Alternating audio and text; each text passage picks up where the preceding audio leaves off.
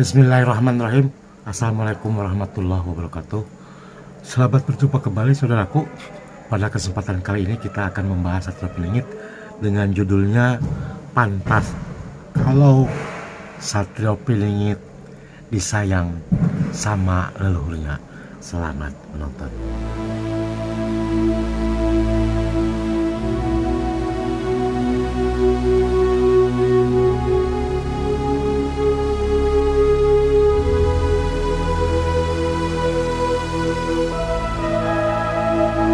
Bismillahirrahmanirrahim. Assalamualaikum warahmatullahi wabarakatuh.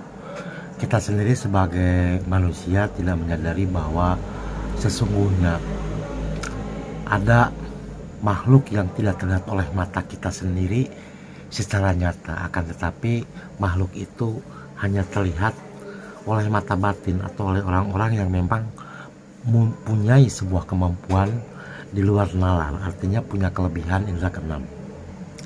Salah satunya adalah Satrio Piningit. Seorang Satrio Piningit itu disayangi oleh leluhurnya karena seorang Satrio Piningit itu yang pertama yang jelas adalah tunduk dan patuh terhadap perintah leluhurnya. Banyak yang kawan-kawan saya menanyakan, kan leluhur sudah meninggal, lalu kenapa kita harus patuh? Nah, ini pertanyaan yang sangat menarik. Dari yang disebut leluhur itu sesungguhnya ada dua.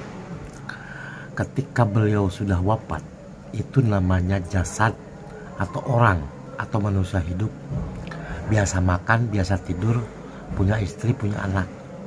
Itu adalah leluhur ketika hidup. Apa yang disampaikan oleh beliau, leluhurnya,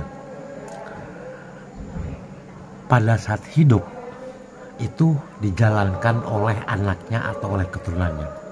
Wasiat-wasiat semacam itulah, seperti ajaran agamanya dan ajaran-ajaran yang lainnya yang disampaikan oleh leluhurnya. Orang tua itu adalah leluhur. Ketika hidup namanya bukan leluhur, akan tetapi kedua orang tua kita. Kakek pun sama, leluhur kita. Ketika hidup namanya kakek kita. Akan tetapi kalau sudah meninggal, leluhur itu bukan seperti manusia, akan tetapi korin leluhur, korin orang tua kita, korin kakek kita. Semua manusia dilahirkan ke muka bumi itu didampingi yang namanya korin. Nah, leluhur itu ada dua pengertian, dan satu dengan yang lain itu sama, tidak perbedaan. Kalau ketika hidup misalnya, yang namanya orang tua kita leluhur itu menyampaikan jangan tinggalkan sholat, jangan menyakiti orang lain, hormati orang lain, jangan merendahkan orang lain. Seperti itu tuh ketika hidup. Lah, ketika beliau sudah meninggal, kemudian orang itu bisa berbicara dengan bahasa batin, dan setiap ucapannya yang disampaikan dalam bahasa batin sama dengan beliau ketika masih hidup, itu namanya korin. Bukan jin, kebanyakan tuh jin. Korin itu ada korin diri sendiri, ada korin orang lain. Nah, leluhur itu sendiri adalah korin. Kalau beliau itu sudah meninggal, leluhur itu namanya itu sudah meninggal.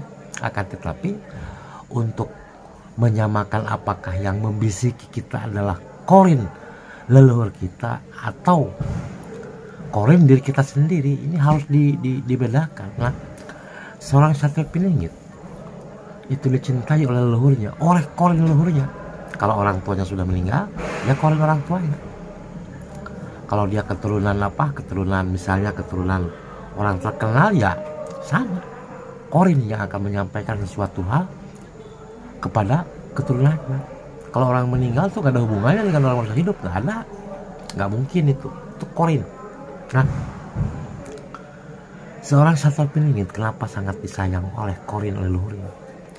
Karena seorang Satrio Piningit itu di saat-saat tertentu itu selalu melaksanakan ziarah ke leluhurnya.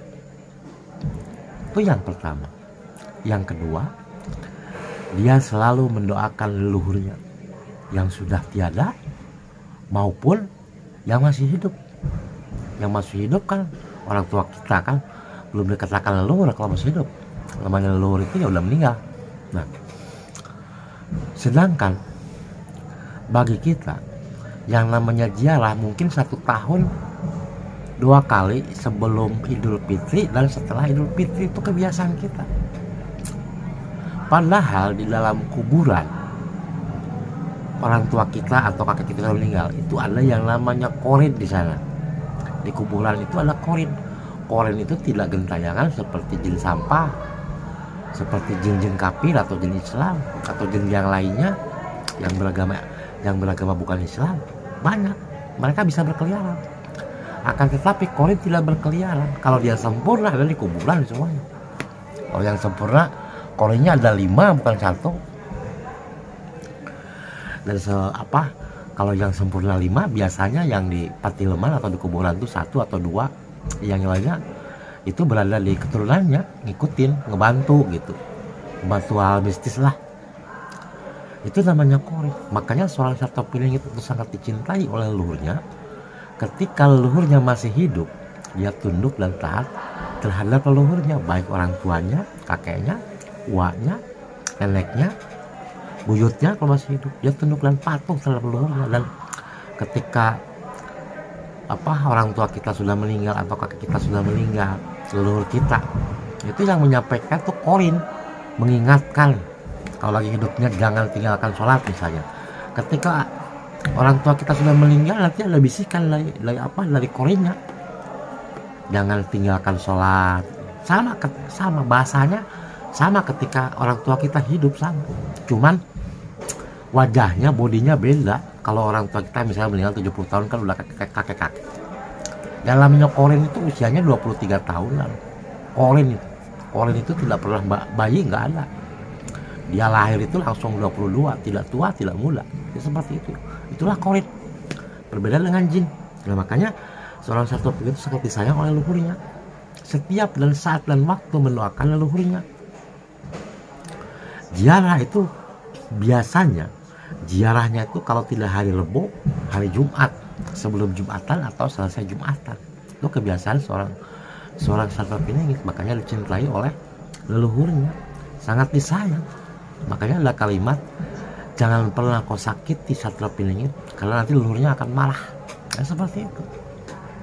Ada judul yang lain nanti seperti itu. Disayang.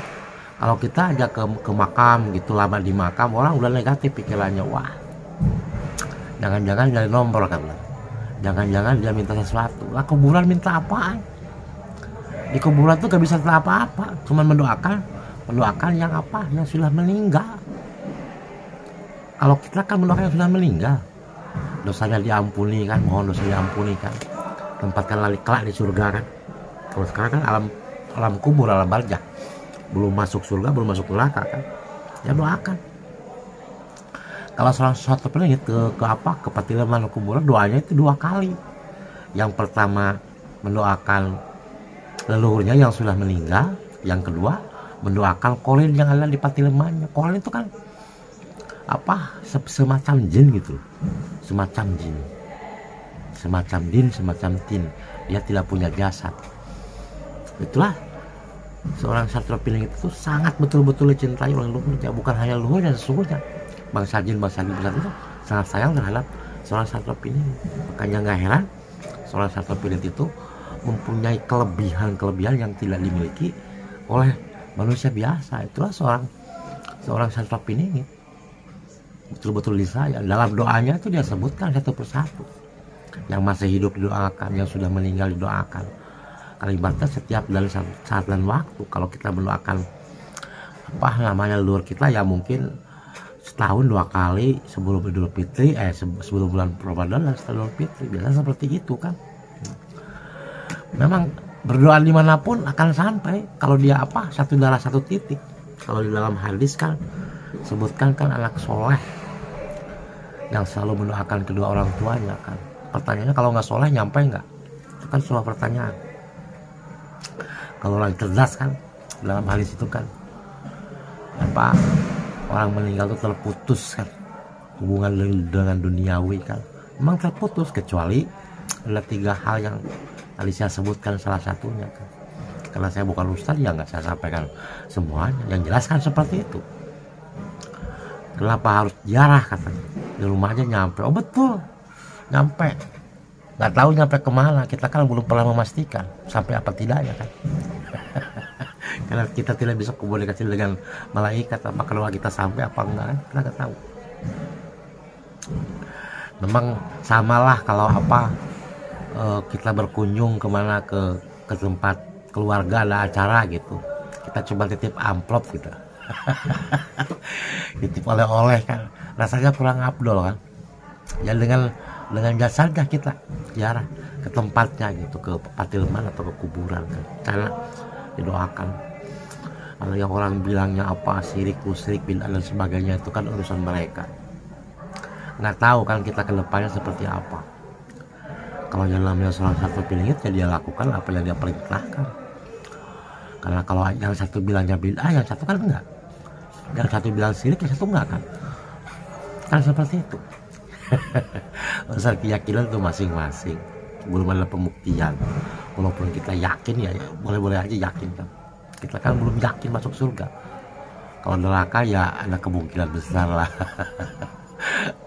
Dan seperti itu saudaraku, salah satu itu sangat disayang karena gak pernah lupa apa memelihara patileman, bersih-bersih patileman, mendoakan patileman.